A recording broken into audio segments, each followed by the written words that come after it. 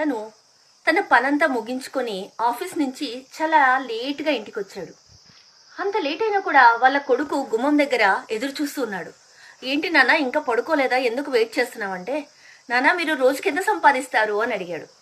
అప్పుడు ఆ తండ్రికి అర్థం కాలేదు. ఎందుకు ఇలా అడుగుతున్నావు అంటే, చెప్పండి నాన్న అంటాడు. సరే నేను ఒక గంటకు 1000 రూపాయలు సంపాదిస్తాను అని చెప్తాడు. అవునా, అయితే నాకు ఒక 500 ఇవ్వండి నాన్న అని అడుగుతాడు. అదేంటి నన్ను డబ్బులు అడుగుతున్నావు, నీకేం అవసరం డబ్బులతో, నేను అన్ని కొనిస్తున్నాను కదా అని కోప్పడతాడు. ఆ బాబు ఏడ్చుకుంటూ వెళ్ళి పడుకుంటాడు. ఆ తర్వాత అతనికి బాధేస్తుంది. అయ్యో నేను సంపాదిస్తున్నది వాడి కోసమే కదా, ఎందుకలా నేను తిట్టాను, మామూలుగా అడగడు కదా ఎప్పుడు అనేసి వెళ్ళి చూసి, ఎందుకు నాన్న అడిగావు అని నిదానంగా అడుగుతాడు. అప్పుడు ఆ బాబు లేచి, నాన్నకు 500 ఇవ్వండి అంటే అప్పుడు ఇస్తాడు.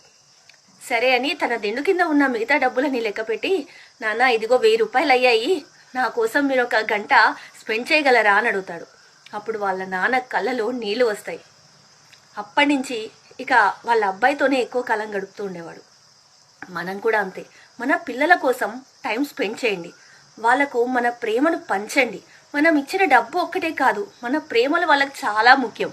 ఇప్పుడు మనం వాళ్ళని ప్రేమగా చూసుకుంటేనే ఆ ప్రేమ మనం ముసలి వాళ్ళం అయ్యాక వాళ్ళు ఖచ్చితంగా మనకు చూపిస్తారు. లేకపోతే అంతా డబ్బులాగే ఉంటుంది. ఈ ప్రపంచం డబ్బు తప్ప ఏమీ ఉండదు. ప్రేమను కూడా పంచండి.